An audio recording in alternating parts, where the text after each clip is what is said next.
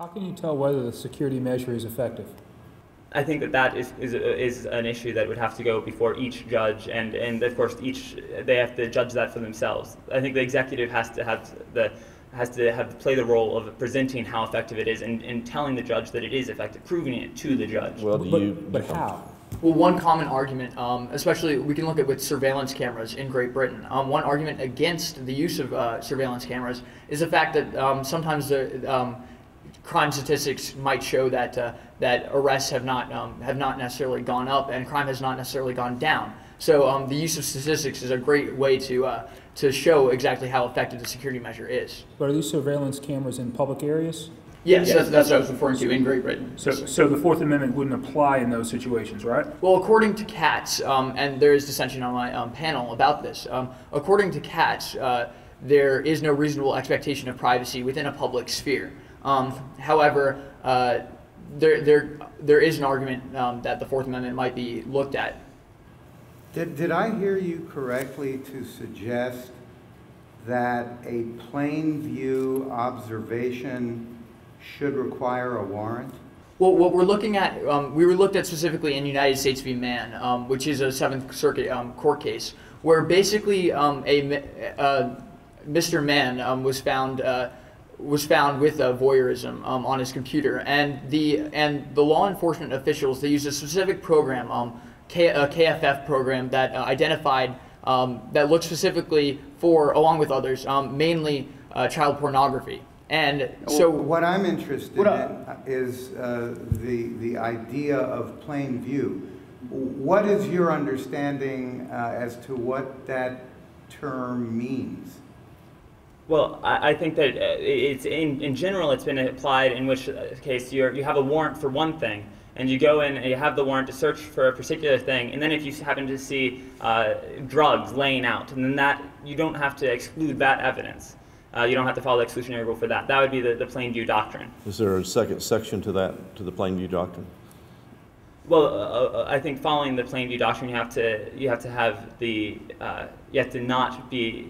you have to have the warrant in the first place. You have to be there lawfully. You have to be in the place lawfully in the first place. Isn't a corollary of the plain view doctrine that once the law enforcement officer is where he is and is entitled to be there by way of a search warrant that was lawfully issued, that whatever he sees or observes in plain view does not constitute a search in the constitutional sense?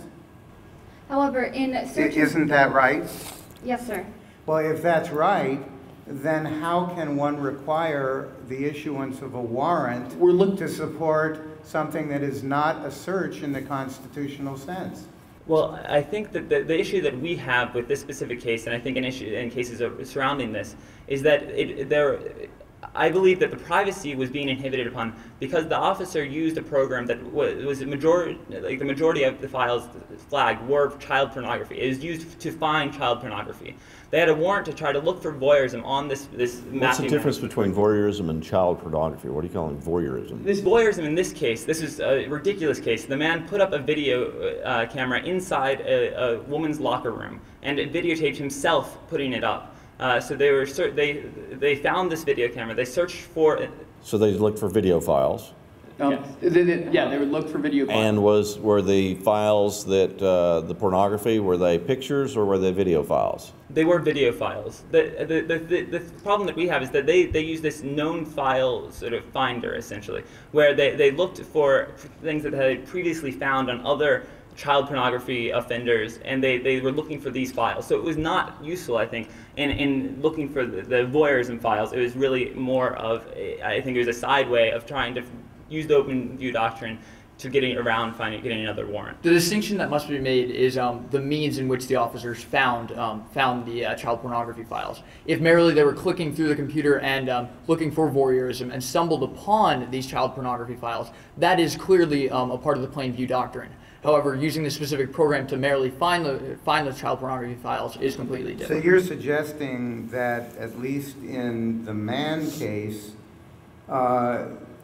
the issuance of the warrant and the use of it was merely a pretextual basis for fishing for child pornography. Is that the idea? I wouldn't go so far, I think, to say that. I would argue that that was used and it should not have been used. This KFF filter. The police did end up using that. However, I think they were looking for voyeurism, but I think it was not really following the Open-Fields doctrine. Pardon me, the plain view doctrine in this example. So, but it was effective, right? It was effective. However, as we said, that the amount of privacy and specifically the fact that it goes against the plain view doctrine as it is, we're saying that we would suggest that in other circumstances that they would look for a warrant instead.